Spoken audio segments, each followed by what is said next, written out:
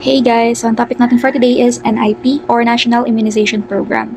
So itong National Immunization Program na to, dati siyang tinatawag na EPI. Kung familiar kayo or naririnig nyo na yon before, ito yung bago niyang name. Pero dati ang tawag sa kanya is EPI or Expanded Program on Immunization. So itong EPI, ito rin yung tinatawag nating PD 996 or Presidential Decree 996. Ito namang National Immunization Program, this is already a Republic Act. So, siya yung tinatawag natin RA 10152 or National Immunization Program. So, ang main goal nito is to decrease the morbidity and mortality versus vaccine-preventable diseases. So, ano nga ba yung mga vaccine-preventable diseases na tinatawag natin? So, meron tayong sa ngayon, meron tayong tinatawag na 6 na preventable or vaccine-preventable diseases, meaning naiiwasan tong mga diseases na to as long as may vaccine yung baby, or specifically, yung mga kids na 5 years old or 5 years old and below. So, una, ang isang vaccine-preventable diseases na tinatawag natin is TB. Then, we have polio, diphtheria, pertussis, tetanus, and then lastly, measles. So, yung mga vaccine na to, kung familiar kayo dito, ang mga vaccine nito, ang TB, ang vaccine for TB is BCG. Si polio naman, OPV. Diphtheria, pertussis, and tetanus. Diba, tatlo to, DPT, magkakasama sila. So, dati tatlo lang sila, pero ngayon, 5 na. At ngayon, ang tawag na dun sa vaccine nila is pentavalent or pentavalent. Kung mapapansin nyo, penta, ibig sabihin 5. So, merong 5 diseases na piniprevent na itong vaccine na to. Meron tayong tatlo, which are yung diphtheria, pertussis, and tetanus, plus 2, which are yung tinatawag kong HEPA-HIB. HEPA-HIB. So, si HEPA, ito yung HEPA B. Then si HIB naman, Human Influenza B virus. So, itong Human Influenza B virus na to kasi, pwede siyang mag-lead to encephalitis or meningitis sa mga kids. Ito yung leading cause ng encephalitis or meningitis sa mga kids. Kung sa mga adult, Neisseria meningitidis yung cause. Sa mga kids, commonly, yung human influenza virus or yung nagkakos ng common flu. Kaya siya sinama dito sa pentavalent. So now, may specific goals yung NIP or National Immunization Program. So bakit nga ba siya ginawa? Una, para ma-immunize yung mga children and infants. To immunize children or infant. Pangalawa is polio-free PH.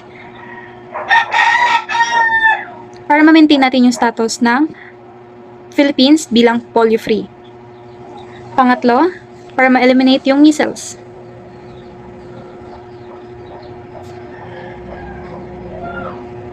Pang-apat, para ma-eliminate yung neonatal and maternal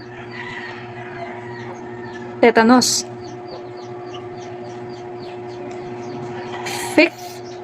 Fifth specific goal is to control yung 4 din. So, ano yung 4 na yun? Control natin yung diphtheria,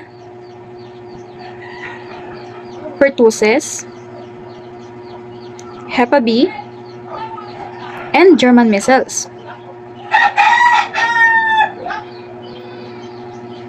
And yung pang-6 na goal niya is to prevent extrapulmonary tuberculosis. Kasi ang tuberculosis is commonly, di ba, nasa baga. Pero once na kumalat na yung causative agent ng tuberculosis sa ibang body parts, sa ibang area ng katawan natin, extrapulmonary tuberculosis na yun. So we have to prevent it using this program, which is National Immunization Program. Itong program na to or itong batas na to is also known as Mandatory Infants and Children Health Immunization Act of 2011. So, ang nagpirma sa kanya is si President Benigno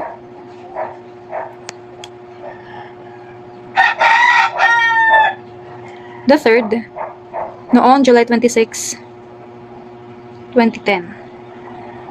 So, ang tinatawag nilang strategy dito is yung REB. Ano nga ba yung REB? REB means Reaching Every Barangay.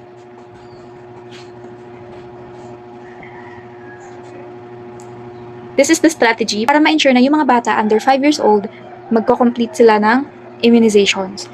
So, itong Reaching Every Barangay na to, na strategy, is adapted from RED, which is yung Reaching Every District, na inadapt from WHO, UNICEF. So, inadapt lang itong Reaching Every Barangay kasi ito yung mas applicable sa atin.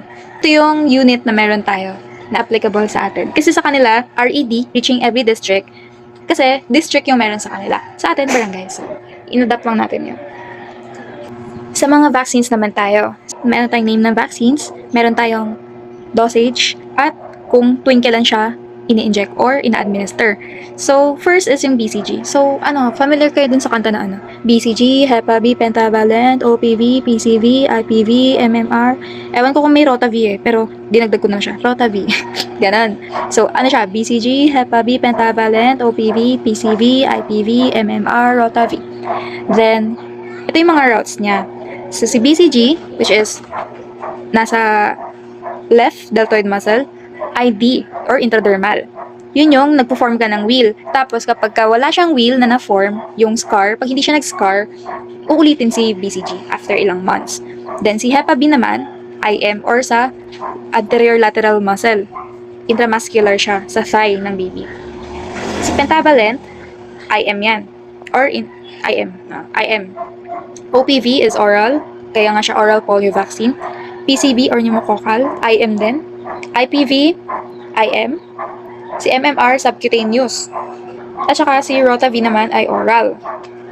So, ang mga routes nila, ang mga dosage nila is BCG 0.5. So, may kanta rin to. 0.05, 0.5, 0.5, 2 to 3, 0.5, 0.5, 0.5, 1.5. So, kung hindi ka sure, 0.5 na lang yung sagot mo. Hindi, joke lang. Hindi. Ang ano lang naman dito, yung difference is yung may iba ring route. So, katulad ng intradermal, si intradermal 0.05. Si oral polio vaccine, 2 to 3 drops. Si Rotavi, oral din, 1.5. Pero si subcutaneous na MMR, 0.5 lang din. So, ganun lang siya i-memorize, guys. Si OPV, 2 to 3 drops. So, ngayon, tuwing kailan nga ba siya na-administer? Nung nag-aaral pa ako, dito ako hirap sa pag-memorize nito. Kasi ayoko talaga ng CHN before. Pero, nag-strategize ako kung paano ko siya madaling na-memorize. Kasi ayoko yung ang dami-daming weeks, dami-daming ganyan, ganun-ganun. Nailalilito talaga ako. Pero, ayun. So, ang tatandaan niyo lang dito, itong si BCG at saka si Hepa B, at birth ito ina-administer. Si Penta B, OPB, PCB, pansin nyo yung POP, so POP, diba? So, isipin nyo yung POP. Yung POP na yan, magkakasama yan ng months, or should I say, pare-pareho sila ng time kung kailan sila ina-administer. So, 3 times yan sila. So, una, 1.5, 2.5, at saka 3.5 months. So, ginanto ko siya kasi mas madali siya for me intindihin kung naka-months. Kasi kung 1.5, so sa isang month, diba, may 4 weeks. So, kung may plus 0.5 siya, which is 1.5, so may additional siya nakalahati ng month, which is nagko-compose ng 2 weeks. So, 1 month plus half a month, which is 2 weeks. So, ibig sabihin, may 6 weeks siya. 6 weeks, 10 weeks, and 14 weeks. Kasi, minsan kasi sa boards, ang tinatanong is months, minsan weeks. Or, kahit sa ang exam, or sa kung saan mang test, minsan kasi, tinatanong yung weeks. Pero kasi mas na-gets ko siya, or mas nadalian akong tandaan kung naka-months. Kaya ginanyan ko. Sa IPV naman, 3.5 months to 9 months. So, itong 3.5, so sa 3 months, ilang weeks ba? Sa isang month is may 4 weeks. 4 times 3, 12, plus 0.5 na months. So, plus 2 months. 12 plus 2, 14. So, 14 months, tapos 9 months. So, dalawang beses siya ina-administer. 3.5 months tsaka 9 months. Ito naman si MMR, 2 beses din, sa 9th and sa 12 months. Tapos si Rotav, 1.5 at saka 2.5 years. Pero itong si Rotav, parang ano na siya, kasi may tinatawag natin tayong fully immunized child tsaka completely immunized child. Pagka fully immunized child, kumpleto siya sa vaccine before siya nag-reach ng 1 year old. So dapat, before siya maturukan ng MMR, complete vaccine siya, itong lahat ng to. Ibig sabihin, siya ay tinatawag na fully immunized child. Kapag completely immunized child, hindi niya na-complete yung vaccines until 1 year old niya. So after 1 year old, saka lang siya nakapag-complete ng vaccines. So, mahalaga kasi na ma-complete yung vaccine before ng 1 year old para for compliance at saka for herd immunity. Na target nila na 90% is ma-complete or completely or fully immunized children sila. So, sa mga vaccines naman, ang heat sensitive natin is si PM, polio, and si measles. Isipin nyo na lang, PM is afternoon or mainit. So, heat sensitive sila. Si OPV at saka si measles vaccine. Si cold sensitive naman, si pentavalent, Hepa B or Hepa BCG, diphtheria, and tetanus toxoid. Sa cold sensitive naman, ang dapat nila is 2 to 8 degrees lang sila. Saan na yun? Ito namang heat sensitive, 15 to 25. Ay, negative 15 rather. Negative 15 to negative 25 degrees Celsius. So, dapat malamig yung kanilang, kasi once na expose sila sa heat, magiging hindi na mag-take effect yung gamot or masisira yung gamot. Same goes with cold sensitive. Kapag natapat sila sa cold or bumaba sa 2 degrees yung kanilang sira yung gamot or mawalan ng bisa. By the way, nurses, if you enjoyed this video, help me launch my YouTube channel at Moni_RN2025 so I can post more and full version of lecture and Russia videos of your highly requested topics soon. Your subscription is highly appreciated, and good luck, nurses. Love, love.